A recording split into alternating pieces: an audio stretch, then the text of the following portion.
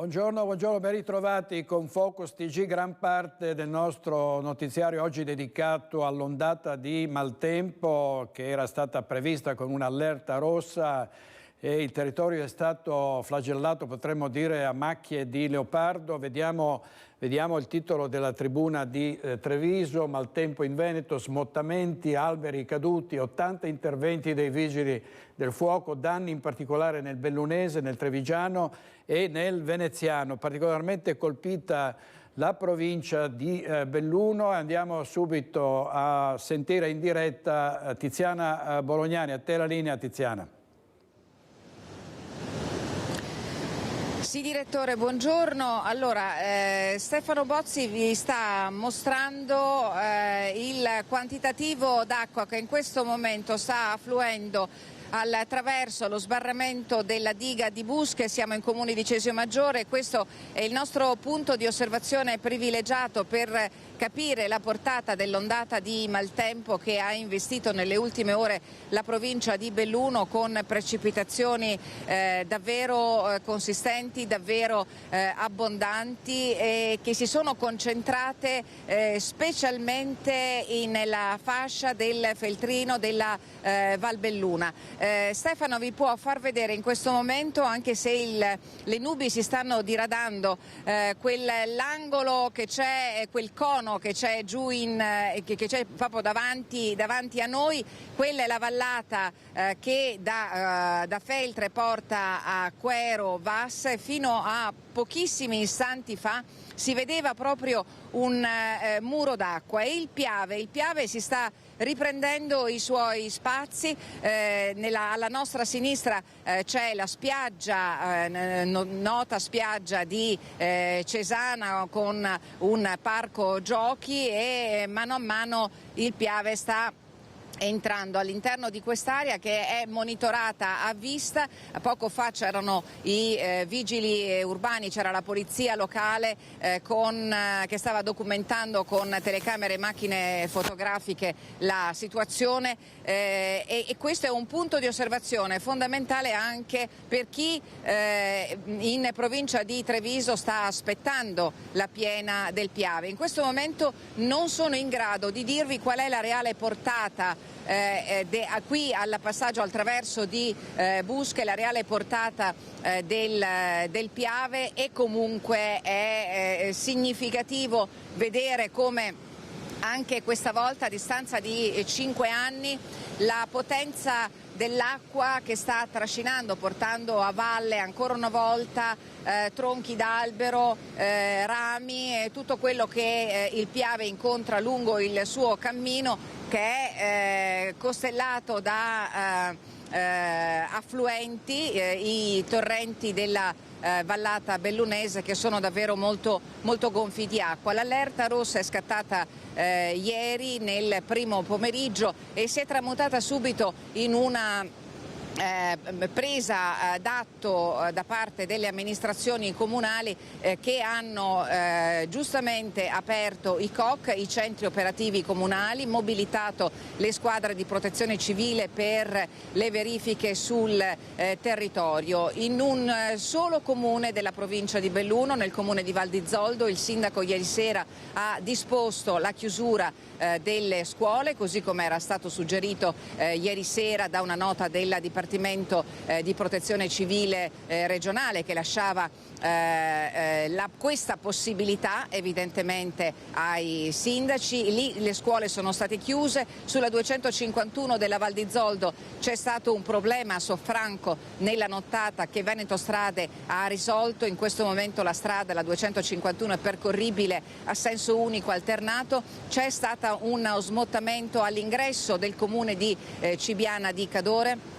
C'è stata una frana in nottata lungo la 348 tra Feltre e Quero. La strada è stata chiusa questa notte, ma questa mattina attorno alle 10 è stata prontamente riaperta dal personale, dagli uomini di Veneto Strade. Però è stata interrotta la linea ferroviaria Feltre-Quero per danni riportati dalla linea lungo per l'appunto nella tratta per l'appunto tra Feltre e Quero, e il personale di RFI sta svolgendo tutte le valutazioni per capire come e quando potrà essere riaperta la linea ferroviaria. Sono stati predisposti mezzi sostitutivi, i pullman per studenti e pendolari che utilizzano il treno. Danni da acqua e danni da smottamento in provincia di Belluno. Abbiamo detto a Feltre. A Feltre ci sono stati a Macchia di Leopardo, come giustamente segnalavi poc'anzi tu direttore, a Macchia di Leopardo diversi smottamenti, ancora una volta il muro di contenimento lungo la strada panoramica che porta verso la 50 del Grappe Passorolle verso Quero è caduto e quindi un'altra volta il personale del comune si è messo all'azione si è messo all'opera per cercare di tamponare questa situazione. Alla caserma Zanettelli, dove c'è il nucleo di protezione civile, sono stati distribuiti anche in nottata i sacchi di sabbia a protezione delle abitazioni e dei luoghi che sono più esposti all'impeto dell'acqua di torrenti, corsi d'acqua e canali. Devo dirvi che non ci sono stati fortunatamente altri disagi, diciamo che la massima attenzione è rivolta per l'appunto alla portata dei corsi d'acqua, il colmo nelle stazioni più a monte, mentre il deflusso si osserva a valle. Il Piave a Segusino questa mattina ha registrato un colmo con portate prossime alla seconda soglia di allerta. È vero che i fenomeni sono comunque in fase di diradamento. Questa mattina nel capoluogo a Belluno per circa un'ora splendeva il sole, poi il cielo si è di nuovo rabbuiato, si è fatto buio e qui proprio attraverso della diga di Busche si può vedere, Stefano riesce a farvi vedere che la situazione effettivamente è in rapida evoluzione. Poc'anzi splendeva il sole verso il Visentin e quindi la vallata bellunese. Adesso ci sono nuovamente nubi dense di pioggia che sta certamente cadendo con insistenza a Feltre città. Direttore. Tiziana, grazie molte per questa dettagliatissima cronaca. Hai riscontri per quanto riguarda proprio le condizioni meteo? Cioè, ricordiamo che l'allerta rossa durerà fino alle 21 di domani sera, quindi è prevedibile che ci possano essere altre precipitazioni intense, anche se stavi dicendo in questo momento la situazione si sta in qualche modo mitigando, no? Sì, noi aspettiamo come tutti i giorni il bollettino che l'ARPAV emette alle 13, bollettino puntuale, anche se già questa mattina i previsori dell'ARPAV indicavano questi fenomeni in diradamento e c'era la possibilità comunque non esclusa di nuove precipitazioni abbondanti anche a carattere di rovescio, con vento forte, vento di föhn, con raffiche anche molto violente che scendono dalle cime delle montagne verso le vallate. Grazie molte a Tiziana Bolognani e a Stefano Zotti dal Bellunese. Andremo poi anche a Pieve di Soligo. Andremo a vedere che cosa si sta prospettando anche a Ponte di Piave, perché si teme la piena del Piave. Tra poco andremo anche a Bibione, dove ci sono stati danni da mareggiate, sentiremo Ilaria Marchiori, ma vediamo prima Verona, dove il ponte nuovo è stato chiuso alle auto e ai pedoni per innalzamento del fiume Adige in zona cantiere. Dovremmo avere delle immagini, a causa delle abbondanti piogge, l'onda di piena del fiume Adige è prevista in transito nelle prossime ore in città. In via precauzionale a Verona, Ponte Nuovo è stato chiuso sia al transito delle auto che ai pedoni da ora fino al primo pomeriggio. È andata molto male a Milano, guardate queste immagini, le vediamo qui dal PC. Questo è un tram letteralmente sommerso dall'acqua, vedete allagata la strada, sembra un fiume. Qui siamo nei pressi dell'ospedale Niguarda e sta a riparto il Seveso, si sta tenendo d'occhio il Lambro, ma a Milano davvero una situazione molto difficile dopo il nubifragio di questa notte. Ma adesso andiamo da Arboit o andiamo dalla Marchiori? Allora andiamo da Pieve di Soligo, da Cristian Arboit, molti danni anche nel Trevigiano. A te Cristian. Sì, buongiorno direttore, anche da parte di Francesca Pezzo che sta curando la parte tecnica. Sono stati circa 20 gli interventi nella notte da parte dei vigili del fuoco della provincia di Treviso, localizzati soprattutto nell'Alta Marca. Ti posso dare un quadro aggiornato al minuto secondo della situazione. Allora, in particolare sulla strada provinciale 152 ad Arfanta di Tarzo, le piogge hanno provocato la caduta di alcuni massi, si sta intervenendo, così come sulla strada provinciale 159 a Rivine Lago, dove sono caduti alcuni alberi sulla carreggiata, e sulla strada provinciale 36 a Valdobbiadene a causa di frane e cedimenti del piano stradale. Una situazione che sta comunque lentamente tornando alla normalità. Ci sono problemi, è sorvegliato speciale anche il Sile, una parziale esondazione si è verificata in località Canton a Casale. Continuerà il monitoraggio anche nelle prossime ore. Tra l'altro, ve lo racconteremo fra poco, c'è stata anche questa mini tromba d'aria a Carbonera che ha scoperchiato un capannone di 300 metri quadrati. Ci troviamo però in via Calsanta a Pieve di Soligo, davanti alle scuole elementari Zanzotto. Con noi il sindaco Stefano Soldan. Sembrava inizialmente questa mattina da una nota diffusa, da una delle tante note diffuse, che appunto la scuola avesse dei problemi di staticità. In realtà che cosa sta accadendo, sindaco Soldano? Ma niente di particolare, ci sono state delle infiltrazioni dovute alle precipitazioni molto intense di questi giorni. La scuola ha alcune aule che sono chiuse da tempo perché abbiamo un problema nella copertura alla quale stiamo appunto lavorando per la sostituzione completa, perché nel tempo, quando sono stati installati i pannelli fotovoltaici, è stata probabilmente perforata la guaina di impermeabilizzazione. Quindi la pioggia delle scorse ore ha un po' complicato questa situazione? Sì, ha complicato e ha reso evidente ancora di più queste infiltrazioni, però anche in accordo con il dirigente queste aule sono chiuse appunto da tempo, quindi non ci sono ragazzi. Il plesso è, dal punto di vista sismico e dal punto di vista strutturale, completamente a norma, quindi non c'è nessun problema da questo punto di vista, e le lezioni si sono svolte oggi come nei prossimi giorni regolarmente. Ecco, quindi lei tiene a rassicurare tutti i genitori. Stavamo guardando un po' le nubi che si stanno addensando, non so se possiamo mostrarle, Francesca. È un po' preoccupato.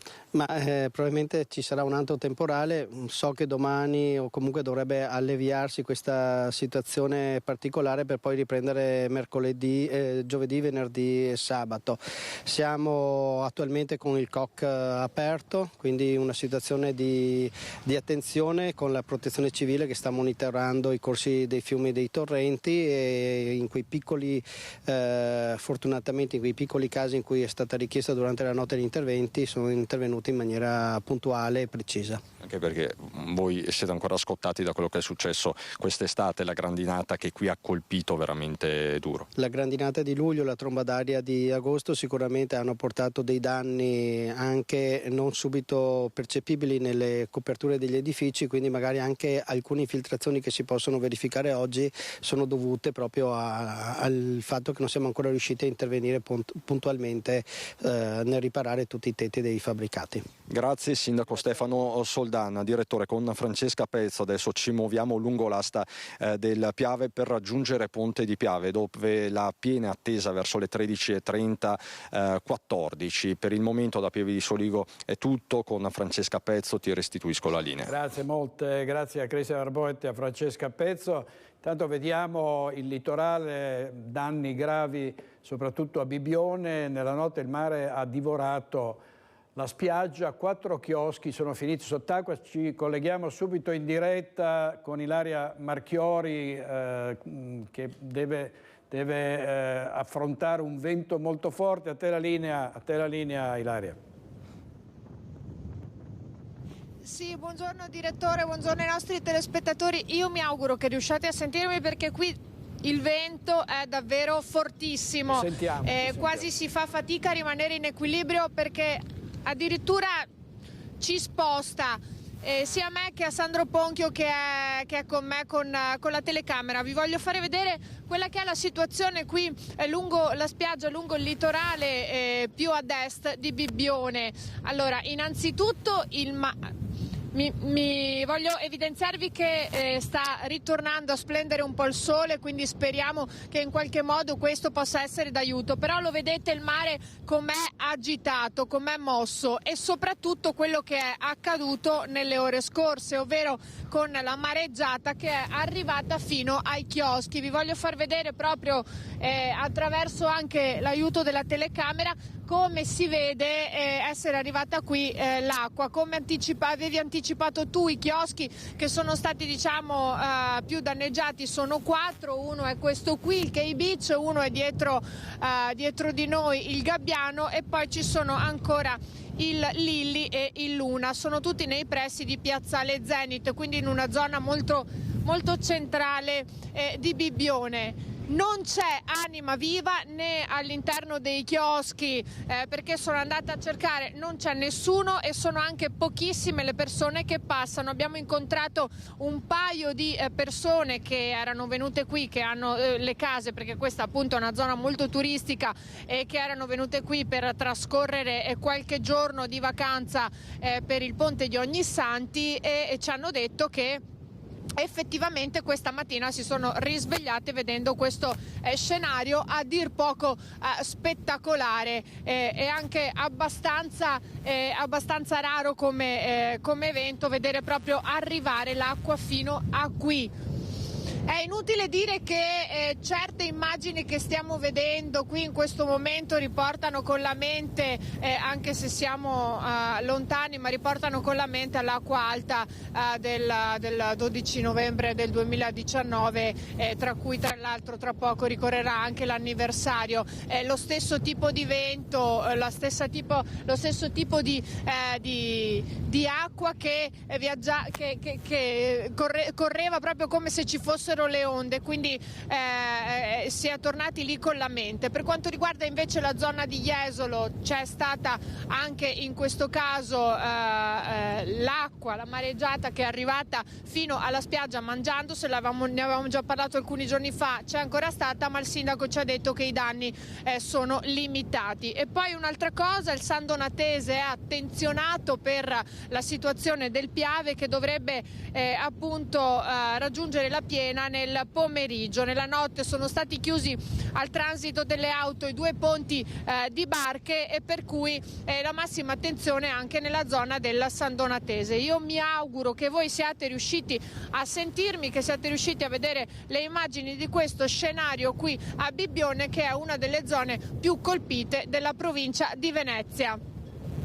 Grazie molte Ilaria Marchiori e Sandro Ponchio, hai fatto bene a ricordare il 12 novembre del 2019 perché ci fu proprio una alta marea eccezionale, danni ingentissimi per tutta la città, in particolare per il centro storico. Pensate che questa notte si è toccato il 154 sopra il livello del mare e quindi se non ci fosse stato il Mose a proteggere Venezia sarebbe stato un altro disastro. Altre maree molto alte sono previste per i prossimi giorni. Ce ne sono già state 7 che il Mose è riuscito è riuscito ad arginare. E quindi questo 1,54 centimetri misurati alla diga sud del Lido ha raggiunto questo picco, l'alta marea, alle 23,05. Per la città sarebbe stato davvero un colpo tremendo, ma l'alzata delle paratoie del sistema idraulico alle 3 bocche di porto ha tenuto fuori dalla laguna l'onda di marea, mantenendo nel bacino interno un livello di 75 centimetri. Il centro storico in sostanza è rimasto all'asciutto. Il fenomeno, a causa dell'aumento in serata del vento di scirocco, ha superato anche le previsioni del centro maree, che aveva stimato una massima di 135-140. Stamane invece acqua alta registrata 130 centimetri, livelli comunque molto, molto alti. Andiamo a vedere adesso le notizie dalla nostra redazione di Trieste, perché anche il Friuli Venezia Giulia è stato spazzato da venti molto forti, da piogge intensissime. Sentiamo Gianluca Paladin. Si sta alzando il vento e la marea sta alzandosi anch'essa, e l'acqua sta sempre più debordando qui davanti a Scala Reale, davanti a Piazza Unità, e sta piano piano raggiungendo altre zone, quindi segnaliamo che la marea continua a salire e sta invadendo di fatto la banchina ancora di più rispetto a come raccontato prima. Così questa mattina sulle rive di Trieste, durante il picco di alta marea annunciato per oggi, situazione sotto controllo, ma allarme che ancora non rientra per quanto concerne il pericolo acqua alta e mareggiate. Il marcato fronte atlantico passato tra la notte scorsa e stamattina è stato seguito da venti di scirocco e libeccio. Infatti abbiamo dovuto indossare i trombini proprio perché non è tanto la marea alta, che sì, comunque si sta alzando, quanto l'intensità delle onde, che di fatto, guardate che onde, stanno portando direttamente l'acqua in strada, verso la strada. Hanno lasciato le transenne per dire alle persone, insomma, per far capire di non attraversare, perché il pericolo è che possa allagarsi completamente Molo Audace. Breve tregua domani per quanto concerne il rischio maltempo, mareggiate e acqua alta, perché una rimonta anticiclonica dovrebbe favorire più stabilità, ma si tratta solo di una parentesi. Nuovo allarme da giovedì, con piogge abbondanti e scirocco sulla costa, che tenderà ad aumentare di molto verso sera, tendenza che dovrebbe valere anche per venerdì, con il vento forte da sud, e dal pomeriggio si aggiungeranno rovesci e temporali sparsi sulla costa, specialmente nell'area triestina. Quindi l'allerta rossa rimane. Intanto Edi Caliman ha raggiunto poco fa il titolare dell'azienda agricola che nel Trevigiano ha visto scoperchiato il tetto di 200 metri quadrati da una tromba d'aria a Carbonera. Sentiamo come sono andate le cose. Ieri sera verso le 11:40 c'è stata sta forte, non so se definire tromba d'aria o cosa, e in 1 minuto e mezzo è successo che ha scoperchiato il tetto del ricovero attrezzi, una parte della stalla e alcuni ricoveri in lamiera agricoli, insomma, che vanno per i campi. Siete accorti subito? Un gran rumore, cosa avete sentito? Tempo 1 minuto abbiamo sentito il vento urlare e poi il rumore, il boato, gli animali impauriti, e questo è una parte che stiamo tentando di pulire il prima possibile, perché abbiamo problemi anche nell'evacuare il latte per portarlo a caseificio e così. Sì, dobbiamo dare continuità alla vita dell'allevamento, ecco. E danni sapete già contarli? No, non mi sbilancio, tanti, perché sono tanti macchinari lesionati, tantissimi, e si va avanti. Era un tetto che copriva quanti metri quadrati di magazzino? Più o meno 200 metri quadrati, era stato rifatto 5 anni fa, avevamo sostituito l'amianto con il monopanel e così. Quindi diciamo che non c'è nessun pericolo anche in termini di polveri sottili, eccetera? No. Speriamo invece che il tempo e il meteo ci lasci lavorare, che non inizi a piovere. E adesso il mio pensiero sono anche il mais e le derrate alimentari degli animali che erano stoccate, che non prendono la pioggia e non possano alterarsi, insomma. Al di là del tetto avete danni anche a macchinari, gli animali stanno bene, cosa ci puoi dire? Gli animali non hanno avuto problemi, macchinari parecchi. macchinari ci sono parecchi che insomma già dal video si vede. E questo era Heidi Kaliman, ci collegheremo poi con altri nostri inviati. Vedete intanto il mostro che è ancora sul nostro territorio, questa chiazza arancione gialla è vicinissima a Verona, la perturbazione si sta spostando verso est, tra poco toccherà Passano del Grappa, vedete che ci sono piogge intense sul Cansiglio, a Vittorio Veneto, insomma l'allerta rossa non è finita e ci potranno essere anche domani altre intensissime precipitazioni, venti molto forti, quindi vi terremo aggiornati per tutta la giornata di oggi e ovviamente stasera nei telegiornali vi daremo conto di tutto quello che ancora sarà accaduto. Intanto andiamo sulla cronaca, sarà nominato nelle prossime ore dal Tribunale di Padova un perito che dovrà occuparsi dell'incidente avvenuto venerdì scorso. Intanto rimane ricoverato in gravi condizioni l'operaio investito dall'esplosione. Emergono nuovi particolari sull'incidente avvenuto venerdì scorso alle acciaierie venete di Corso Francia. Le scorie dell'acciaio fuso sono venute a contatto con l'acqua e l'esplosione, che si è immediatamente verificata, è stata potentissima, tanto da inclinare una lastra d'acciaio di 30 tonnellate. Sul fronte giudiziario probabilmente ora verrà nominato un perito che dovrà ricostruire come è organizzato il lavoro in quel capannone e quali sono le procedure seguite dai lavoratori, basandosi sulle testimonianze ma anche sulle immagini del circuito di videosorveglianza messe subito a disposizione dall'azienda. Indagato è il direttore dello stabilimento, mentre per l'azienda potrebbe profilarsi una responsabilità amministrativa. Intanto rimane in rianimazione uno degli operai feriti, gli altri invece hanno riportato ferite più lievi e prognosi tra i 5 e i 10 giorni. Il più grave è un 49enne bosniaco che ha riportato ustioni sul 30% del corpo, ma anche alcune fratture, ed è ricoverato, tuttora in prognosi riservata, al reparto grandi ustionati dell'azienda ospedaliera di Padova. Grandi masse d'acqua con il maltempo, ma anche per quanto riguarda altri fatti di cronaca, il fuoco. Nella notte è andato in fiamme a Maserà un capannone di articoli casalinghi, siamo nel Padovano. I pompieri sono rimasti impegnati per ore. Sentiamo Federico Fusetti.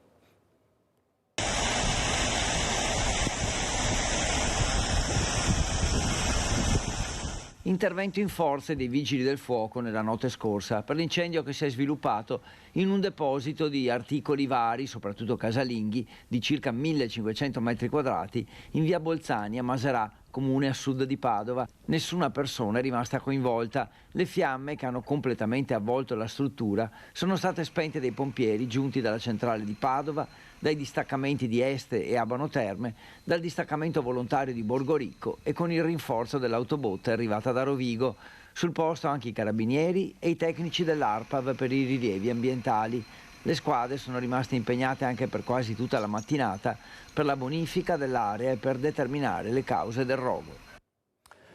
I vigili del fuoco ancora al lavoro per l'incendio che ieri pomeriggio ha coinvolto il tetto in lamiera di una abitazione singola in via Isonzo, siamo a Vittorio Veneto. Nessuna persona è rimasta coinvolta, coinvolti invece i pannelli fotovoltaici installati sul tetto, impegnati per spegnere le fiamme più di 20 operatori del comando di Treviso con 3 autopompe, 2 autobotti e 2 autoscale, di cui una in rinforzo dal comando di Pordenone. In corso le operazioni di bonifica e messa in sicurezza di questa struttura. Controlli antifrode dei carburanti in provincia di Vicenza. Le Fiamme Gialle di Arzignano hanno sequestrato un distributore e il gasolio contenuto nelle cisterne che era stato contraffatto. 8.000 litri di gasolio sequestrati dai militari della Guardia di Finanza che con i funzionari dell'Agenzia delle Dogane di Vicenza hanno eseguito una serie di controlli con un laboratorio mobile in alcuni distributori della provincia. Denunciati all'autorità giudiziaria per frode nell'esercizio del commercio il rappresentante legale di un distributore di carburanti con sede a Milano, a cui fa capo il distributore nel quale era stato accertato un punto di infiammabilità non conforme alle normative vigenti. I finanzieri di Arzignano hanno posto sotto sequestro preventivo il distributore stradale, 2 serbatoi interrati, 2 colonnine di erogazione del carburante. un prodotto petrolifero alleggerito che, oltre a rappresentare una concorrenza sleale dal punto di vista commerciale, avrebbe potuto danneggiare gli autoveicoli. L'attività ispettiva ha inoltre riscontrato l'irregolare pubblicizzazione dei prezzi dei carburanti secondo le ultime disposizioni per migliorare la trasparenza dei prezzi. Nei confronti del legale rappresentante è stata infine irrogata una sanzione amministrativa che va da un minimo di 400 euro fino a un massimo di 4.000. Torniamo all'allerta rossa per il maltempo, andiamo a Vicenza in diretta da Daniele Garbini, perché è stata una notte di paura per la piena del Bacchiglione che anni fa ha già colpito duramente la stessa città di Vicenza. Nel centro storico sembrava di vedere Venezia, ma le cose sono andate diversamente questa volta. A te Daniele. Sì, grazie direttore, buongiorno a te, buongiorno ai telespettatori. In compagnia con me c'è l'assessore della protezione civile Matteo Tosetto. Buongiorno direttore, buongiorno. Eccoci. Ecco, mi hai detto bene, perché è stata la notte d'apprensione, vero assessore? Con lui noi in questo momento ci troviamo nel giardino, a ridosso del giardino di Villa Tacchi, dove è stato fatto l'incontro che era già programmato con la giunta nel quartiere, ma questa mattina, un'ora fa, è stato fatto anche il punto della situazione per un maltempo. Insomma, si temeva il peggio, fortunatamente in questo momento c'è un raggio di sole, però le previsioni non rasserenano, vero assessore? Sì, è stata una notte difficile e anche a tratti preoccupante. Diciamo che ieri sera il Bacchiglione era 0,84 centimetri, a tratti a un certo punto ha cominciato a salire fino alle 3:30 di questa mattina, che è arrivato a una punta di 4,41, da allora ha continuato a scendere. Quindi fino a che non abbiamo visto che cominciasse a scendere, la situazione ci ha preoccupato. Il COC a Vicenza è aperto da ieri, continuerà a rimanere aperto fino a domani. Nel frattempo ovviamente abbiamo cominciato a organizzarci per i sacchi di sabbia che sono già disponibili presso la nostra sede della Protezione Civile e pronti ovviamente a essere distribuiti in caso di necessità. Il gruppo dei volontari della Protezione Civile tutta la notte e anche stamattina ha continuato a monitorare quello che è lo stato dei fiumi. Ecco, assessore, una precisazione, ricordiamo che qualche giorno fa è caduto quell'albero che ha fatto temere il peggio. La questione alberi qui a Vicenza lascia abbastanza sensibili, preoccupati. Sappiamo che un albero è caduto in Bacchiglione vicino a Ponte San Paolo. Alle mie spalle, se il collega riesce a inquadrare, abbiamo uno dei parchi pubblici che sono stati chiusi precauzionalmente per questo. Quindi state proprio attenzionando proprio in particolare gli alberi e la gestione del verde pubblico. Ma questo capita spesso, nel senso che come in questo momento abbiamo visto che nell'ultimo bollettino della Regione è previsto venti forti, abbiamo continuato a tenere chiusi i parchi, non solo quelli storici ma anche quelli di quartiere da ieri, e quindi continueremo a farlo anche per il perdurare dell'emergenza. Ricordiamo appunto che siamo ancora in emergenza e quindi lo stato della situazione verrà tenuta in costante monitoraggio e valuteremo strada facendo anche come fare. Per il momento comunque anche oggi 31 i parchi rimarranno chiusi. Ecco, direttore, se non hai qualche domanda, al momento la situazione è questa, monitorata, se è così io restituirei la linea allo studio eventualmente. Grazie molte Daniele, grazie anche a Tosetto, a presto, buon lavoro. Restiamo a Vicenza, controlli straordinari interforze durante il fine settimana nei pressi di molte scuole, in alcuni edifici abbandonati. Qui ovviamente siamo sul fronte del degrado. Nel mirino degli agenti l'attività di spaccio di droga e il contrasto all'immigrazione clandestina. 4 ordini di allontanamento dall'Italia, 3 permessi di soggiorno revocati, 4 fogli di via obbligatori dal Comune di Vicenza e 4 avvisi orali. È quanto deciso dal questore Paolo Sartori dopo l'ultima operazione interforze eseguita durante il fine settimana nel capoluogo. Servizi straordinari di prevenzione contro lo spaccio di droga e la microcriminalità eseguiti a ridosso di molti istituti scolastici e in alcuni edifici abbandonati. 40 operatori tra Polizia Locale, Guardia di Finanza e Reparto Prevenzione e Crimine hanno istituito 5 posti di controllo sulla Riviera Berica, nella zona di Ponte Alto e del Quadrilatero. Ispezionata l'area dismessa dell'ex consorzio agrario in Viale Trento e Campo Marzo. Complessivamente controllati 9 esercizi pubblici, 63 autoveicoli e 166 persone, di cui 42 pregiudicati.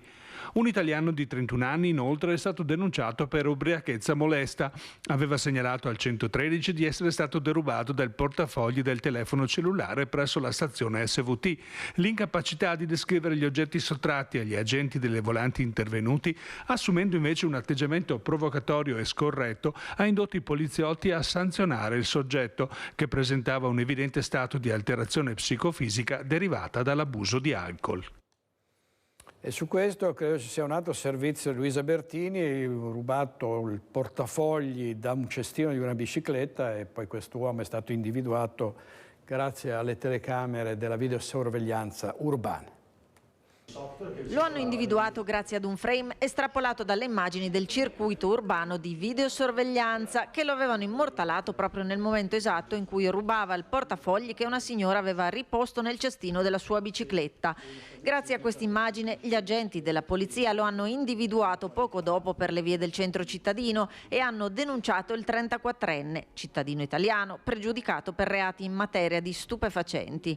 Il soggetto risultava essere già destinatario delle misure di prevenzione personale dell'avviso orale e del foglio di via obbligatorio dal comune di Montecchio Maggiore, disposte dal questore della provincia di Vicenza Paolo Sartori. Al termine dell'attività di polizia giudiziaria l'uomo è stato denunciato per il reato di furto aggravato. Servizio di Luisa Bertini, sempre da Vicenza c'è stato un raid vandalico Novax, sono state imbrattate e discritte le vetrate della fiera. Ennesimo raid vandalico stanotte in cui sono state imbrattate alcune vetrate di ingresso della fiera di Vicenza, scritte in rosso sulle quali sono in corso le indagini per risalire i responsabili, che recitano slogan contro le politiche ambientaliste dell'Agenda 2030 e contro le vaccinazioni, riconducibili al movimento il cui simbolo è la W all'interno di un cerchio. Alcune delle scritte sono già state rimosse in mattinata. Solo pochi mesi fa ad essere imbrattate con sigle simili erano state le pareti esterne del nosocomio e prima ancora le sedi dei partiti di Vicenza e anche quelle dei sindacati. Vediamo una notizia del giornale di Vicenza, la morte di Davide Rebellin, il camionista che lo ha travolto e ucciso, ha chiesto di patteggiare. I familiari del ciclista sono contrari. Ancora la cronaca, ancora furti, c'è stata paura a Silea, è stato sventato un colpo in un'abitazione, malviventi ancora una volta messi in fuga dal compagno della figlia, in questo caso del proprietario di casa. Il racconto di questi attimi di tensione nel servizio di Eddie Kaliman. Ha visto una persona che passeggiava avanti e indietro, ma non ha fatto più di tanto caso a sta roba. Però nel mentre ha guardato dentro in casa, nel giardino, e ha visto un'ombra che si spostava dentro casa. Via Tezze, Silea, ore 6 di domenica pomeriggio. A casa di Raffaele Pizziol c'era solo il figlio, il resto della famiglia ad una festa di laurea nel paese accanto. Pochi chilometri percorsi velocemente dopo l'allarme lanciato dal ragazzo di una delle figlie di Raffaele, trovatosi quasi a tu per tu con i malviventi che cercavano di entrare in casa. Quando lui ha visto questo movimento strano in giardino, ha aperto la porta e la macchina. Come si è accesa la luce dell'abitacolo, quello che passeggiava avanti e indietro in strada, che molto probabilmente faceva da palo, ha parlato in, penso, una lingua del nord-est, una roba del genere. Si sono parlati fra di loro e come se chiamasse quello che era dentro, sono usciti, cioè è uscito quello che era dentro da casa mia ed è... praticamente sono scappati. A Cento dell'Est nessun timore a farsi vedere, gli scuri di casa chiusi tranne quello del bagno, finestra dalla quale uno dei due ladri stava provando ad entrare. Loro avevano già tentato di entrare là, fortunatamente disturbati da mio genero, sono scappati ma non hanno fatto in tempo a sforzare la finestra, a far buchi, fortunatamente è andata bene. Però l'intenzione sicuramente era quella di entrare. Arrivati a casa, Raffaele e la famiglia hanno controllato che tutto fosse in ordine. Trovata aperta la porta del piccolo magazzino dove viene tenuto il pellet, forse, dice Raffaele, pensavano che da lì si potesse accedere alla casa. Se mio genero non fosse arrivato in quel momento, dice, mio figlio si sarebbe trovato i ladri faccia a faccia. Furto sventato dunque, ma restano l'amarezza e la paura. Fortunatamente è andata bene, tra virgolette, però non si può vivere in queste condizioni. Sia andata bene perché spesso si reagisce a queste intrusioni, a queste aggressioni e una rapina, un furto possono, come si dice nei nostri servizi, finire male, finire nel sangue. Vediamo ancora invece a Padova, hanno aggredito un coetaneo e poi sono scappati senza prestare soccorso. Individuati e denunciati dai carabinieri i tre responsabili. Il fatto era avvenuto a Piove di Sacco. Valentina Visentin. La serata a Luna Park per la festa del Santo Patrono si era trasformata in un incubo per un quindicenne che sabato sera a Piove di Sacco era stato accerchiato e picchiato da 3 giovanissimi. Il minorenne, una volta tornato a casa, aveva raccontato tutto alla mamma, che non ha esitato a sporgere subito denuncia ai carabinieri. I militari, dopo alcune verifiche, hanno individuato i 3 aggressori che sono stati denunciati per rissa, lesioni personali e omissioni di soccorso al Tribunale dei Minori di Venezia. Si tratta di un 14enne di Piove di Sacco, un 16enne di Brugine e un 16enne di Codevigo. I 3 avevano aggredito il loro coetaneo sferrando calci e pugni, tanto che il ragazzo era stato costretto a farsi medicare in pronto soccorso. Valentina Visentin, e vediamo sempre dal Gazzettino i titoli del quotidiano del Nord-Est online. Autovelox di Cadoneghe, il primo automobilista davanti al giudice vince il ricorso. Annullate 4 multe, come ha fatto ovviamente entusiasmo tra tutti i multati che protestano da tempo. Come ci ha detto prima Ilaria Marchiori in diretta da Bibbione, il mare che si è divorato il litorale, 4 chioschi che sono finiti sott'acqua, Venezia salvata dal Mose, abbiamo parlato anche di questo, piogge torrenziali in Friuli, albero cade sulla linea telefonica autostrada Brennero, chiusa per una frana, e poi tante altre notizie del Gazzettino. Adesso però andiamo a Bassano e Grappa, sempre tornando con il maltempo, perché sentiamo a Marostica in particolare il servizio di Alex Giuliano.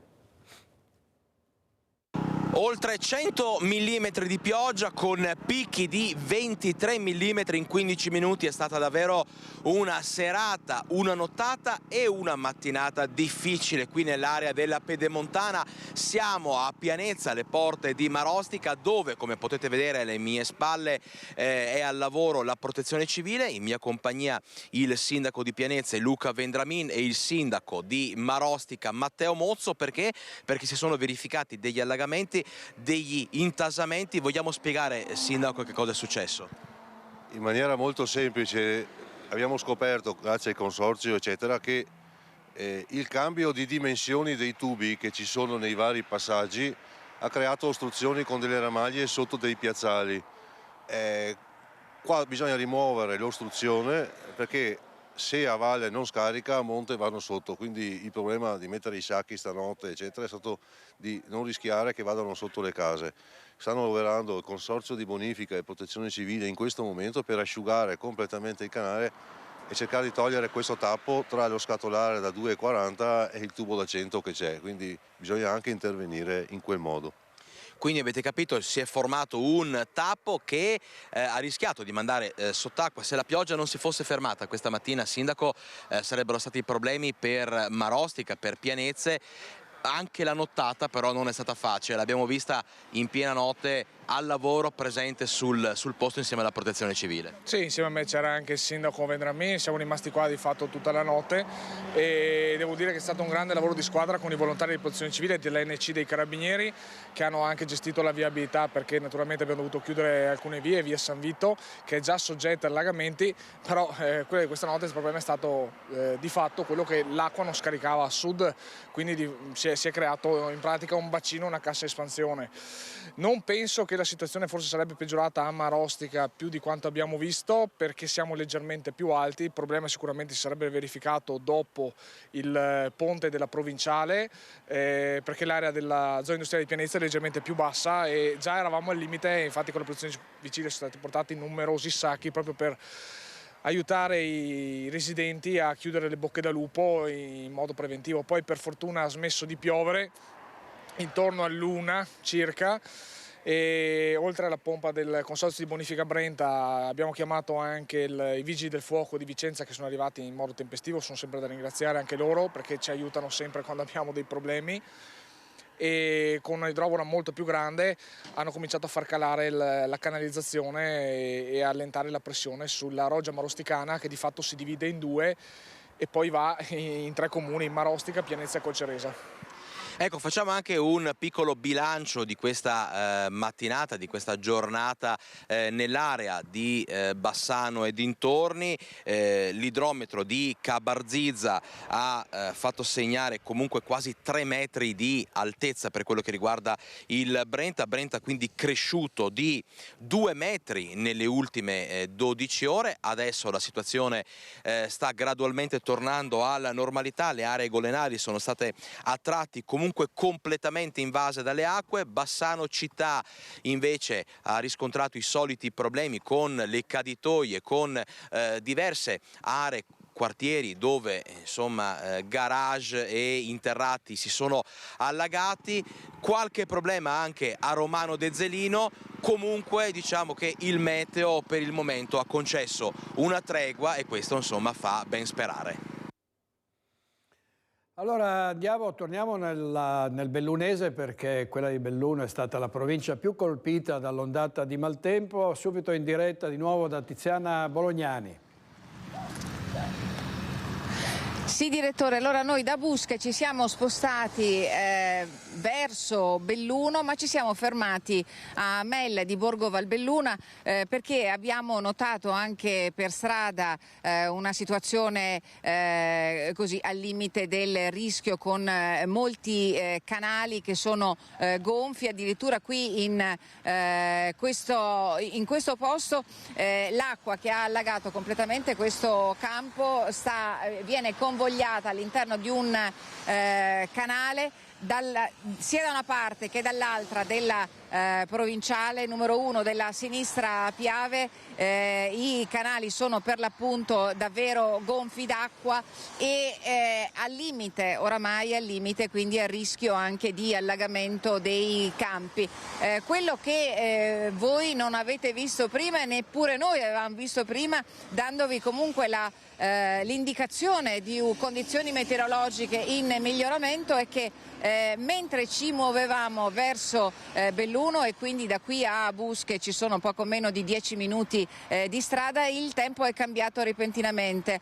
Un temporale con tuoni, abbiamo notizia di una violentissima grandinata a Belluno poco fa, ma una grandinata ci è stata segnalata anche ad Alleghe, dove c'è stato uno smottamento, un piccolo smottamento, pochi metri cubi di materiale che comunque hanno causato disagi. E potete vedere, Stefano vi sta facendo vedere qual è proprio la situazione, non solo dei canali, ma anche del cielo che si è fatto paro di nuvole, per dirla proprio così come va detta, di nubi dense di acqua e di pioggia, e le condizioni che appaiono comunque in rapida evoluzione ci mostrano una provincia di Belluno, una vallata bellunese con due facce della medaglia. Verso nord, e quindi verso il capoluogo, nuovamente grande acqua, tanta acqua. Questo ce lo fa veramente capire questo muro che abbiamo di fronte a noi, e anche la copertura del Visentin, del colle del Nevegal, mentre dalla parte della vallata feltrina, quindi verso ovest, il cielo che si sta rasserenando. Vi avevo forse detto, in questo momento non lo ricordo, che la protezione civile proprio a Feltre si era mobilitata per la distribuzione anche di sacchi di sabbia alla popolazione per le località che sono maggiormente a rischio. Ecco, per esempio, una di queste sono situazioni che nel Feltrino si trovano davvero assai di frequente, per appunto la protezione delle abitazioni. Come potete vedere, questo canale, con l'allagamento di questo campo che oramai è al limite, si trova a ridosso di perlomeno un paio di villette. Ci sono dei muretti di cemento di contenimento E però insomma bisogna come dire sempre fare attenzione agli scantinati. Lungo la provinciale, proprio a poca distanza da qua, saranno più o meno 200-300 metri, ci sono gli operai che stanno lavorando proprio sulla strada perché ci sono i tombini che non sono riusciti a trattenere il carico d'acqua e quindi verso l'ingresso di Mel ci sono stati proprio allagamenti della sede stradale.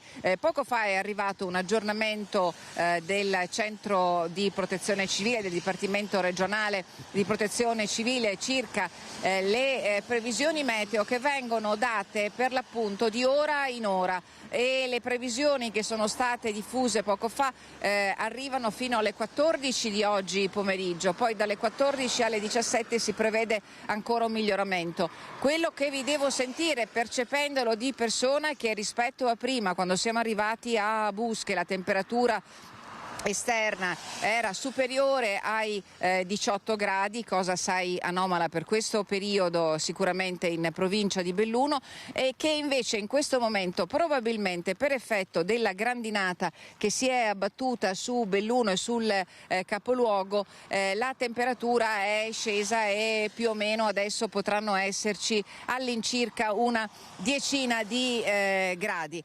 Direttore, io non ho null'altro da aggiungere se non che è del tutto evidente che questa nuova perturbazione che ha colpito la vallata bellunese è probabile che abbia causato ancora qualche piccolo smottamento, qualche piccola frana a Belluno. Nel capoluogo sicuramente qualche piccolo disagio è stato rilevato questa mattina nelle frazioni, così come a causa, crediamo, del maltempo sono stati rilevati alcuni incidenti stradali, uno proprio alle porte di Belluno con un camion che proprio durante la grandinata si è trovato in difficoltà e si è messo di traverso all'altezza di una rotatoria, e quindi questo ha causato il blocco del traffico che in questo momento è regolato dalle forze dell'ordine. Sappiamo che ci sono i vigili del fuoco sul posto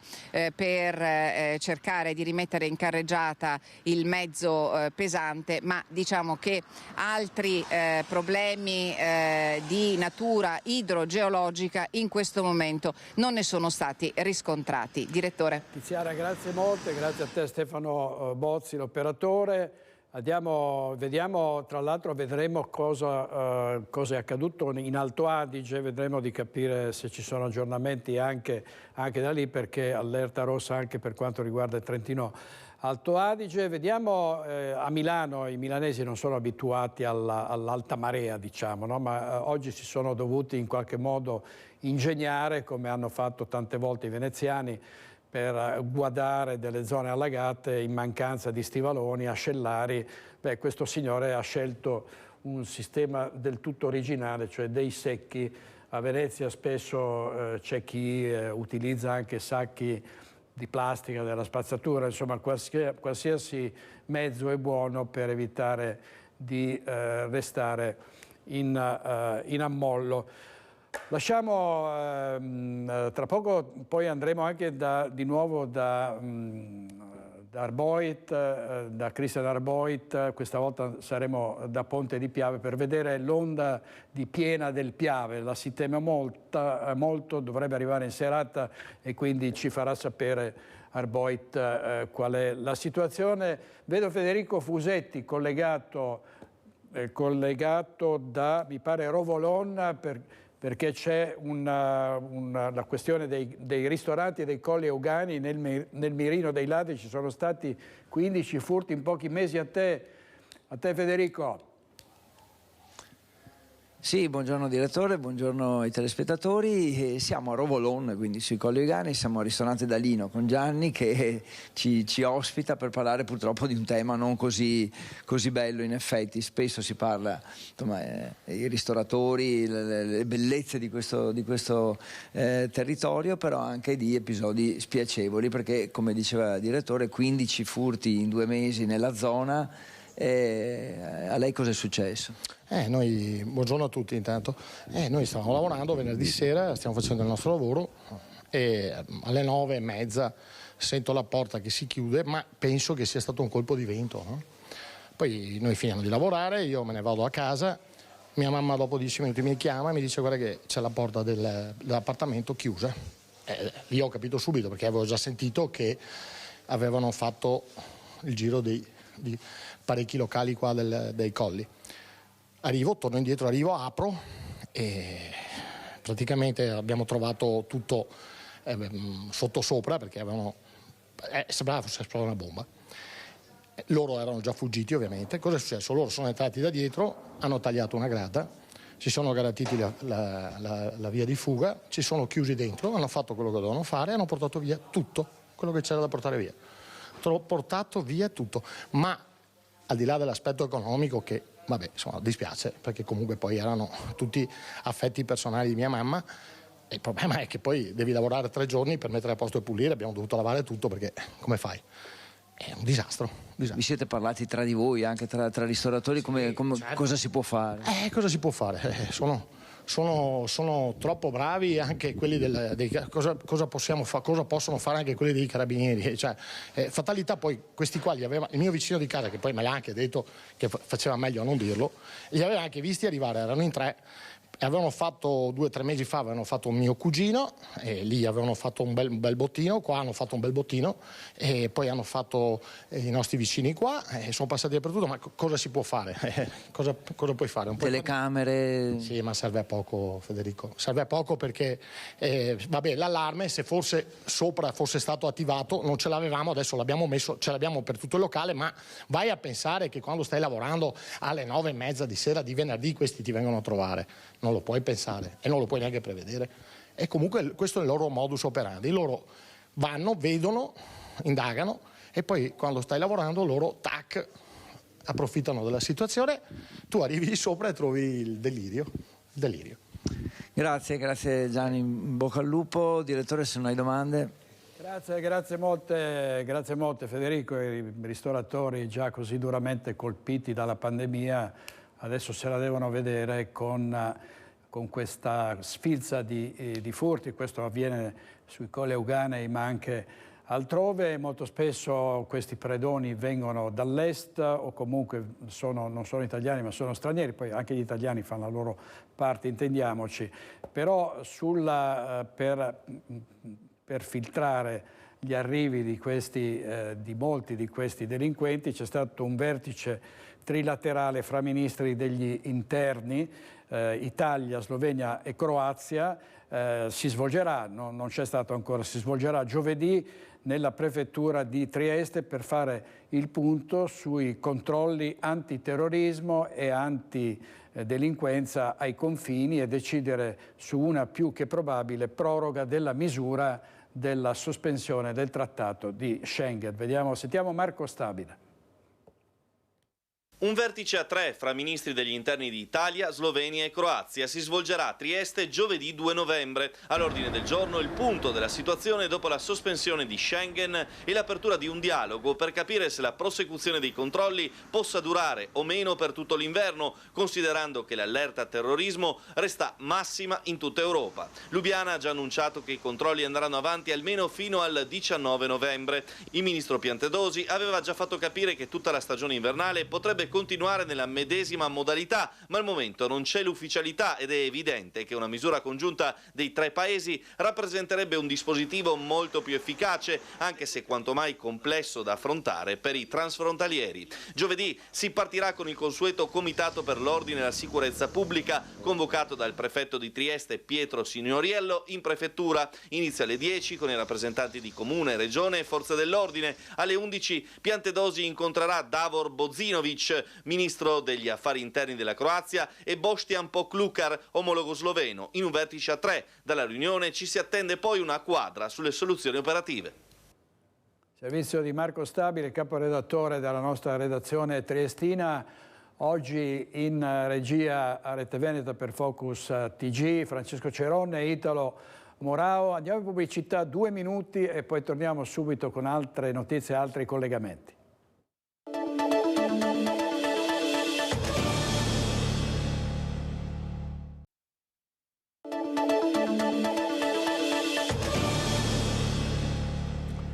Stasera a Focus il presidente della Regione Veneto Luca Zaia sui tanti fronti aperti e l'attacco alla Regione da parte delle opposizioni sulla sanità, sulla pista da bob, sull'autonomia, sulla pedemontana. Stasera ne parleremo con il governatore che ieri ha annunciato un investimento poderoso per le strutture ospedaliere del Veneto, quasi 450 milioni di euro. Siccome si dice che non si fanno investimenti nella sanità, vi ricordo che l'anno scorso, cioè l'anno passato, noi abbiamo fatto 371 milioni di euro di investimenti. Stiamo parlando di infrastrutture. Adesso oggi vi diciamo ufficialmente e vi consegniamo anche un dettaglio di questi investimenti su 17 presidi ospedalieri per 437 milioni e 300 mila euro. Da Palazzo Balbi il presidente della Regione Luca Zaia annuncia un nuovo piano di investimenti sulla sanità.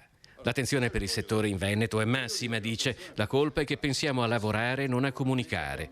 I quasi 440 milioni di euro andranno ad adeguamenti infrastrutturali e di ampliamento in 17 ospedali e all'acquisto di una nuova tecnologia basata anche sull'intelligenza artificiale. Tra gli interventi più significativi, 58 milioni per la realizzazione dell'Angelino, una nuova struttura vicino all'ospedale dell'Angelo di Mestre che permetterà una maggior distribuzione dell'attività ospedaliera. Le liste d'attesa restano invece un tasto dolente che paga pegno ad un problema strutturale del personale sanitario nel nostro paese. Mancano 3.500 medici in Veneto e 50.000 in Italia. Dall'altro, ovviamente, c'è un incremento negli anni, di anno in anno, delle prestazioni. Noi 2023 rispetto al 2022, tanto per darvi un dato, abbiamo più 35% risonanze addominali. Ci vogliono medici, ci vogliono 3.500 medici. Se facessero 10 visite al giorno sarebbero 35.000 prestazioni al giorno. Praticamente noi azzeriamo le liste d'attesa in 3 giorni. Le 5.000 persone che hanno manifestato per la sanità a Belluno, cosa pensi? Penso che sia un diritto democratico manifestare. Però è altrettanto vero che un altro diritto democratico è quello di dire che ci sono i numeri che dimostrano il contrario. Dopodiché io ho rispetto delle idee di tutti, ma dire che è una sanità dimenticata sapendo quanto abbiamo investito siamo disposti a dimostrarlo in qualsiasi istante. Sentir dire che abbiamo chiuso ospedali che non abbiamo mai chiuso o altre robe del genere, si figuri. Si sono concluse le operazioni di scrutinio per il referendum regionale di fusione dei comuni bellunesi di Quero, Vas e Alano. Il risultato atteso è stato sì per circa l'80% degli elettori dei 2 comuni che confluiranno nella nuova amministrazione chiamata Sette Ville. Il nome fu scelto a larga maggioranza nel referendum fra i cittadini celebrato la scorsa primavera. L'affluenza definitiva ai seggi è stata pari al 34,64%, a Quero del 36,97% invece ad Alano. Fusione, sempre parlando di referendum, c'è stata una fusione tra Sovizzo e Gambugliano in stand-by, quindi la fusione non c'è ancora. Raggiunto il quorum a Gambugliano ma non a Sovizzo per una manciata di voti. Favorevoli alla fusione sperano negli arrotondamenti, i sindaci dicono non è detta l'ultima parola, la palla passa alla Regione. Referendum per la fusione tra Sovizzo e Gambugliano, che resta in stand-by. Se a Gambugliano ha votato il 56,44% degli aventi diritto, a Sovizzo il quorum non è stato raggiunto per 25 voti. Per Sovizzo purtroppo abbiamo avuto il quorum che era fissato al 30% dal 29,63%, per cui per 25 persone non abbiamo raggiunto il quorum. Per quanto riguarda invece l'esito degli scrutini, a farla da padrone sono stati i sì alla fusione. Lo spoglio ha visto prevalere nettamente i sì e quindi il 64% degli elettori ha votato a favore della fusione col comune di Sovizzo. Ma sulla fusione non è ancora detta l'ultima parola. Ho sentito anche la Regione in merito e in merito al fatto che il nostro quorum sia molto vicino a quello che è il 30%, restano comunque dei margini di discrezionalità al Consiglio regionale. Ci auguriamo che comunque la fusione possa essere accettata anche senza il raggiungimento del quorum. Comunque adesso la palla passa alla Regione. E invece la fusione è andata in porto tra i comuni di Vighizzolo e Carceri nel Padovano, ha vinto il sì ed è nato il nuovo comune Santa Caterina d'Este. La provincia di Padova ha un nuovo comune. Il referendum sancisce la nascita di Santa Caterina d'Este, frutto della fusione tra Carceri e Vighizzolo d'Este. I cittadini di questi due comuni hanno votato tra domenica e lunedì promuovendo il progetto di istituzione del nuovo comune da 2.360 abitanti. La fusione è passata con il 62% dei voti favorevoli. Soddisfatti i sindaci dei due ormai ex comuni, Ilenia Bellucco e Tiberio Businaro. Con questa amministrazione di Vighizzolo siamo partiti 2 anni fa e oggi mettersi insieme per sfruttare anche le opportunità delle risorse maggiori, risorse umane, risorse finanziarie. I piccoli enti stanno soffrendo moltissimo e ci sono anche dei tagli annunciati anche nei prossimi mesi per i comuni e gli enti locali, e quindi mettersi insieme vuol dire avere maggiori energie. Ora c'è un iter burocratico da seguire. I gestionali, ad esempio l'anagrafe, tutti i gestionali verranno preparati già per le prossime settimane e poi sarà uno statuto provvisorio per far funzionare l'ente e poi a gennaio arriverà, molto probabilmente a gennaio arriverà, dopo l'indizione della legge regionale, indizione del nuovo comune, arriverà il commissario inizierà a gestire il bilancio con l'affiancamento dei due sindaci che coadiuvano il commissario per redigere il nuovo bilancio. Fusione, ma i due comuni manterranno la loro identità. La propria identità ci sarà sempre, saranno due località, Carceri e Vighizzolo, continueranno ad esserci non solo nei nostri cuori ma anche fisicamente. Sotto l'aspetto amministrativo però ci sarà questo nuovo ente, Santa Caterina d'Este, che è il fiume che attraversa i due comuni. E quindi adesso c'è tutto un lavoro, una procedura per arrivare a ottimizzare e a far funzionare il nuovo ente. Andiamo a Treviso dove a causa dei lavori per la nuova stazione dei treni ci sarà una nuova viabilità, piazzale Duca d'Aosta, vediamo cosa cambierà. Sia stamattina che anche adesso in orario di uscita delle scuole abbiamo oltre 3 pattuglie, quindi una decina di agenti che tra qui al nuovo passaggio pedonale garantiscono la viabilità in modo tale che il traffico possa fluire in condizioni di sicurezza. Saranno presenti per tutta la settimana gli agenti della polizia locale schierati davanti alla stazione dei treni per indirizzare gli studenti che scendono dai bus alla fine delle scuole, disorientati dalla nuova viabilità. Dopo i disagi della scorsa settimana legati al traffico e alla mancanza di sicurezza per i pedoni, con l'inizio dei lavori del cantiere di RFI e in seguito al vertice di venerdì a Cassugana, i problemi sembrano rientrati. Cercheremo di incrementare, oltre che la presenza, anche la segnaletica, e in modo tale che gli studenti possano capire dove andare ad indirizzarsi in modo sicuro, quindi sul nuovo tracciamento pedonale. Nonostante la presenza degli agenti, la polizia locale fa sapere che sono troppi gli studenti da far defluire. È necessario pertanto che la comunicazione del cambiamento della viabilità arrivi nelle scuole. Già da appena rientro mi metterò in contatto con la dirigente scolastica per fare in modo che tutti gli istituti possano essere avvisati di questa novità. 1 anno e mezzo di lavori se tutto procede secondo i piani. Stiamo cercando di coordinare le tempistiche in modo da evitare che ci sia il disagio davanti alla stazione e anche il disagio di via Cacciatori, tant'è che stiamo lavorando per slittare di qualche mese l'inizio dei lavori di via Cacciatori in modo tale che una volta che si sblocca la situazione davanti alla stazione dei treni possiamo cominciare a creare qualche piccolo disagio anche in viale Trento-Trieste. Cantiere quello che coinvolge piazzale Duca d'Aosta che sta creando scompiglio. Dal consigliere Denardi di Treviso Civica l'attacco frontale al sindaco Conte. La giunta Conte dice dimostra la sua totale incapacità di programmazione ed esecuzione e siamo solo all'inizio. Nei prossimi mesi dovranno partire in contemporanea molti lavori importanti finanziati dal PNRR e l'impressione che i trevigiani avranno una vita molto difficile. Un botta e risposta che non si è fatto attendere. Ricordo che il cantiere non è del comune di Treviso ma è di RFI e forse questo sfugge a qualche consigliere comunale un po' distratto, tra cui ovviamente Giorgio Denardi, che dimostra di avere un po' di confusione in testa. Volevo rasserenarlo che io sono passato tutti i giorni in cantiere, non ho visto invece il consigliere Denardi mai una volta passare in cantiere.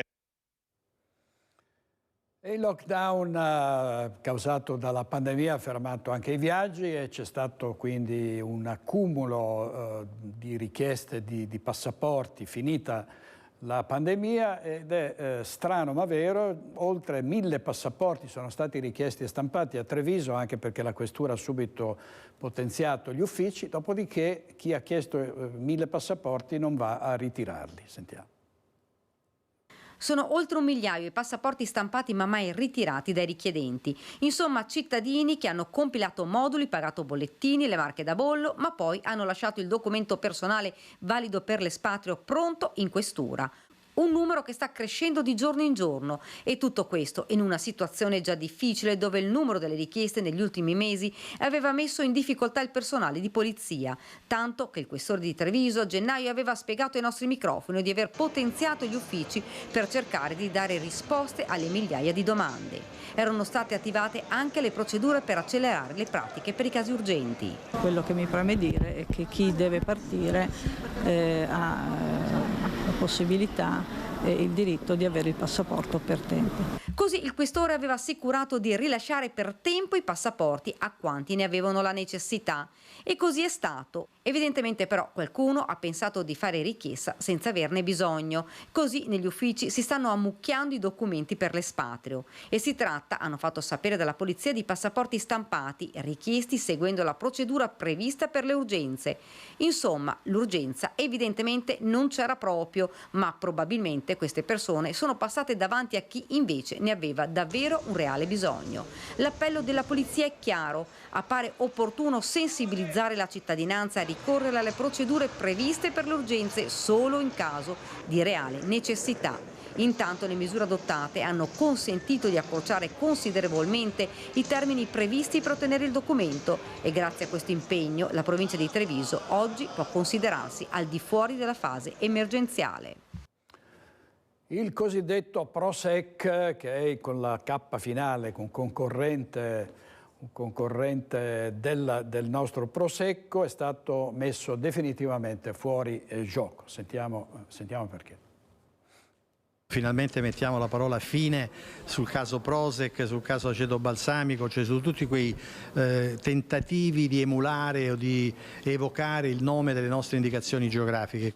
Il testo, preparato dalla Commissione Europea per l'Agricoltura e studiato dal 2022 dall'europarlamentare del PD Paolo De Castro, che ne fa parte, è stato approvato il 24 ottobre. Ora andrà tradotto in 22 lingue, approvato definitivamente e pubblicato sulla Gazzetta Ufficiale. A marzo del 2024 dovrebbe essere operativo. Parliamo del nuovo regolamento dell'Unione Europea sulle produzioni di qualità e sulle IG, le cosiddette indicazioni geografiche. In sostanza vieta il Prosec definitivamente e introduce novità fondamentali per i produttori, soprattutto italiani. Più potere ai consorzi, viene allargato il loro ruolo anche nel turismo enogastronomico, così come tanta semplificazione in più, finalmente tempi certi per la modifica dei disciplinari, 6 mesi, e poi ancora più tutele che riguardano i domini internet, che riguardano i sistemi di indicazione geografiche copiati da questi siti internet che attraverso un sistema di geoblocking saranno bloccati dentro i confini dell'Unione Europea.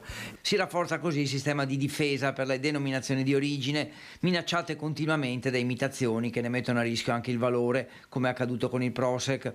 Un regolamento che arriva dunque al momento giusto. Accade in un momento in cui questa nostra denominazione, il Colleano Valdobbiadene, Prosecco Superiore, deve comunque affrontare temi davvero difficili nel futuro, nella propria viticoltura eroica, nel proprio patrimonio, e quindi sul rafforzamento del potere dei consorzi e sul rafforzamento dell'aspetto di sostenibilità è davvero un grande aiuto. La prossima sfida è estendere la protezione ai mercati extraeuropei.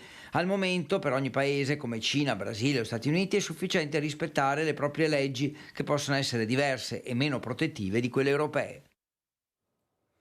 Il conflitto in Ucraina, la guerra tra Israele e Palestina, come i media raccontano la guerra, a Padova un convegno organizzato dalla Federazione Nazionale della Stampa Italiana e dall'Università.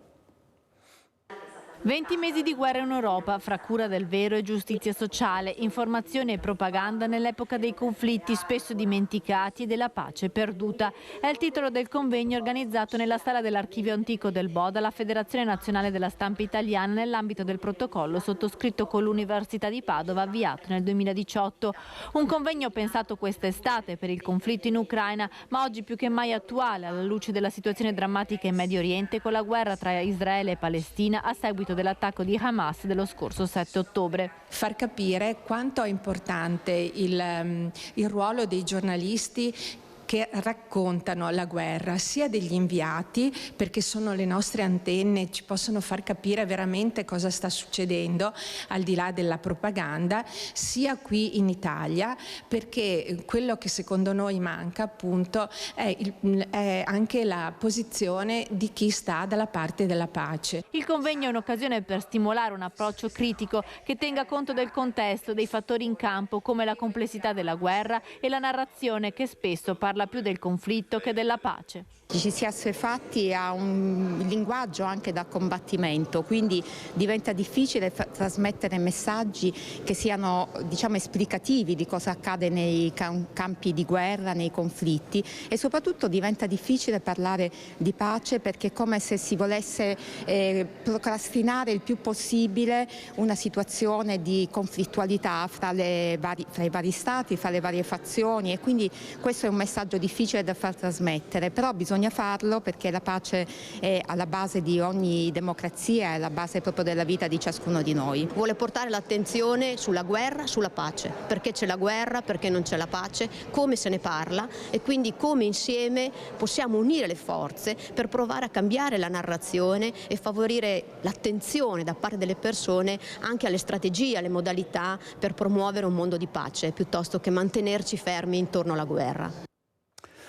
Come giornalisti dobbiamo anche documentare quanto avviene la violenza negli stadi, una violenza gratuita, assurda, tra opposte fazioni di tifosi. È accaduto dopo la partita Padova-Vicenza. Ultras biancorossi hanno fatto oggetto di lancio di sassi e di altri corpi contundenti gli autobus navetta su cui c'erano i tifosi padovani. Vediamo queste immagini esclusive del Gazzettino che ritraggono la scena dall'interno dell'autobus. Vediamo cosa è successo. Vedete all'esterno questi incappucciati che non hanno nessuno scrupolo a lanciare grossi sassi all'interno di questi mezzi. C'è stato anche qualcuno che ha riportato ferite perché con i sassi sono stati infranti i vetri, ovviamente le schegge hanno colpito al volto e ad altre parti del corpo molte persone. Andiamo a robe da matti, da non credere. Andiamo in pubblicità 1 minuto e 30 e poi torniamo con Focus TG.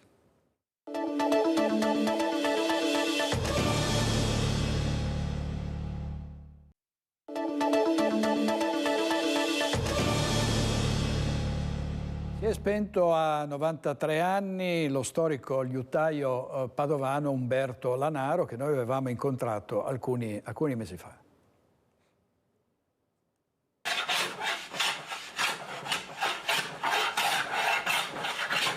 Lo avevamo incontrato lo scorso aprile nel suo laboratorio di Albignasego. Ci aveva raccontato alcuni segreti della sua carriera lunga oltre 70 anni. Umberto Lanaro, storico liutaio padovano, si è spento nel sonno a 93 anni. Dopo una vita accompagnata dalla musica e dalle note degli strumenti che creava con maestria, se n'è andato in silenzio. I funerali, in forma privata, come da sua volontà, si sono tenuti mercoledì scorso nella cappella di Villa Obizi ad Albignasego.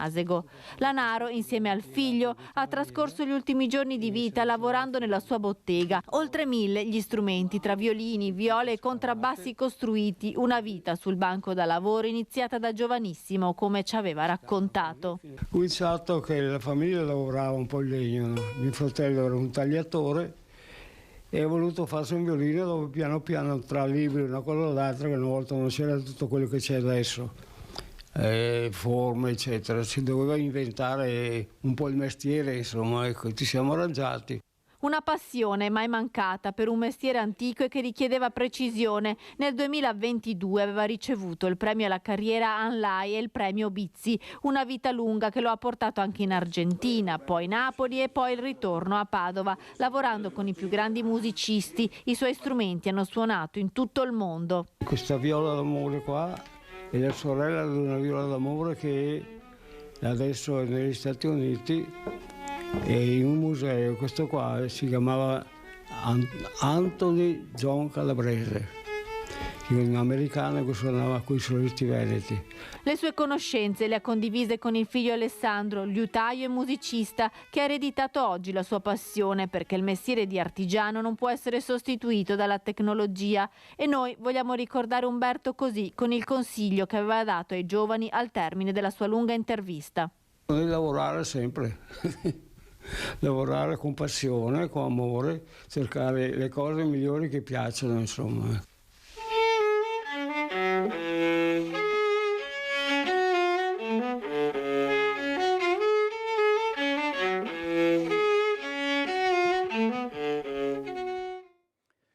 L'inizio di Valentina Visentin, diceva il maestro Herbert von Karajan, quando muore un liutaio muore una grande parte della musica. Invece ospite a sorpresa a Padova Luciano Ligabue per una tappa del suo tour, ha visitato in città l'Opera Provvidenza Sant'Antonio ed ha incontrato i suoi fan. Una visita speciale che ha portato gioia e allegria. Luciano Ligabue a Padova per il suo concerto ha accettato a sorpresa l'invito del direttore dell'OPSA, l'Opera Provvidenza Sant'Antonio di Rubano, don Roberto Ravazzolo, e ha fatto visita agli ospiti della struttura con cui ha passato qualche ora sabato pomeriggio. Ecco gli scatti del cantante insieme a alcuni ospiti sorridenti, volontari e operatori. Accompagnato dal direttore sanitario di OPSA, Ligabue ha visitato i vari reparti, rimanendo stupito dall'accoglienza delle persone disabili, ospiti e suoi grandi fan. Il direttore, don Ravazzolo, da parte sua ha ringraziato il cantante apprezzando la sua semplicità e nel contempo la profondità di quanto ha voluto comunicare con la sua presenza. Si avvicina Halloween e in città, e qui parliamo di Bassano del Grappa, si riscontra un calo nelle vendite in pasticceria. Sentiamo cosa ci dice Alex Giuliano. Si avvicina la notte di Halloween, allora la domanda è d'obbligo.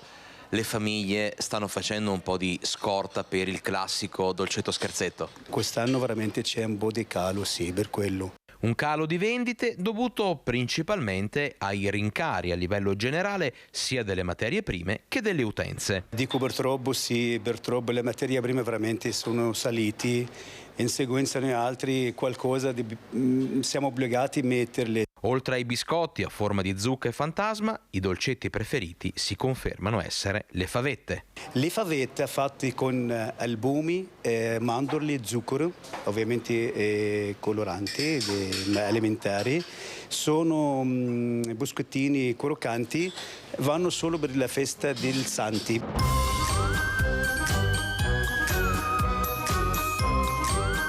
Buona festa, buon Halloween a tutti, e invece la festa non è nostra della zona, però si festeggia.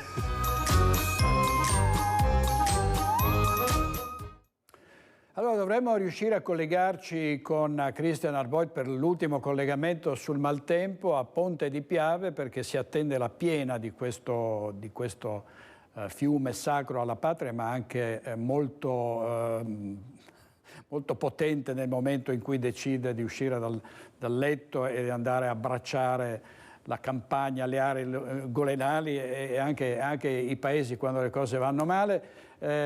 Lo avremo tra poco. Intanto sentiamo, vediamo, ce l'abbiamo? Allora andiamo subito a Ponte di Piave, vedo Christian Arboit con la sindaca Paola Roma. A te Christian.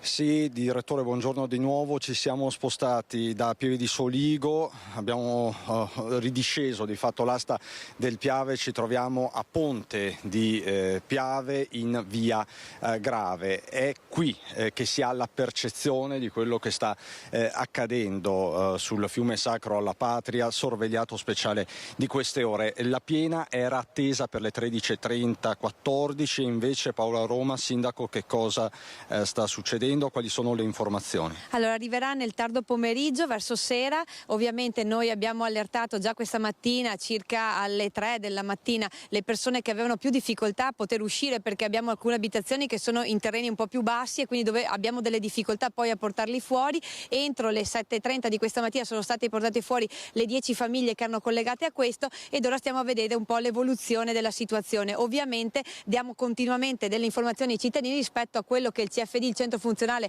della Regione del Veneto, ci dà, e anche ovviamente al Genio Civile, che ci ha allertato anche rispetto ai livelli nella traversa di Busche, che sono stati ovviamente in continua evoluzione fino appunto a stamattina. Quindi delle 90 famiglie che risiedono in area golenale qui a Ponte di Piave, 10 sono state evacuate questa mattina all'alba. Esattamente, al momento 10 proprio in base all'evoluzione che ci è stata data, e che ovviamente sono quelle con più criticità nel poterle anche mettere in salvo e portare in salvo. Lei l'ultima volta che aveva adottato un provvedimento del genere, immagino sia stato nel 2019.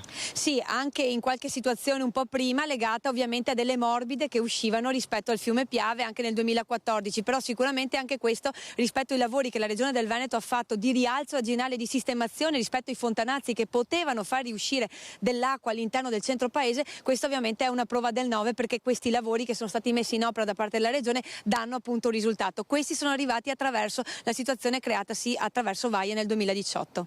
Ecco, Sindaco, quindi 10 famiglie evacuate, l'allerta si sposta, l'allerta c'è anche adesso, ma l'allarme a questa sera sostanzialmente quando passerà la piena, però lei sta già guardando a venerdì? Sì, sicuramente, perché abbiamo visto appunto un importante quantitativo di precipitazioni che dovrebbe esserci nella giornata del 2, quindi siamo preoccupati ovviamente per quello che potrebbe emergere nelle precipitazioni al suolo e quindi l'evoluzione del suolo nella situazione del giorno 3. Perché come vedete il Piave di fatto è già colmo. Esattamente, quindi anche noi non guardiamo solo la parte sopra, ma anche poi guardando le maree e anche le situazioni ovviamente di scirocco, controlliamo che questo appunto, visto che qui il fiume Piave va a fare proprio un imbuto, quello che sarà anche lo scenario per andare verso il mare. Ecco, quindi due i fronti, il fronte a nord quindi si guarda a Busche, il fronte a sud si guarda al litorale, alla capacità di ricezione del mare. Sì, e anche poi alla rete secondaria attraverso il consorzio di bonifica, e quindi tutti quegli affluenti che poi si intersecano all'interno di quello che è il fiume Piave. È chiaro quindi che se continuasse